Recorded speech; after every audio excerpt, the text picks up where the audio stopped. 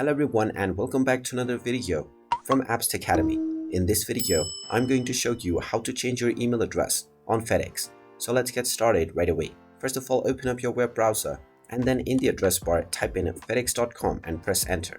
This will now take you into the official Fedex website. Now if you haven't logged into your account already, click on the sign in/sign up button which you see at the top right corner and then proceed with using your credentials to log in. Once you have been logged in, you will see your user ID instead of the login/sign up button. Go ahead and click on it and then click on My Profile. You will now be taken into your profile overview page. From this page, simply click on the Update button alongside Review Your Information, or you can also click on the Contact Information underneath My Profile menu. You will now find your email address all the way at the bottom. Go ahead and edit your email address and change it to your preferred one.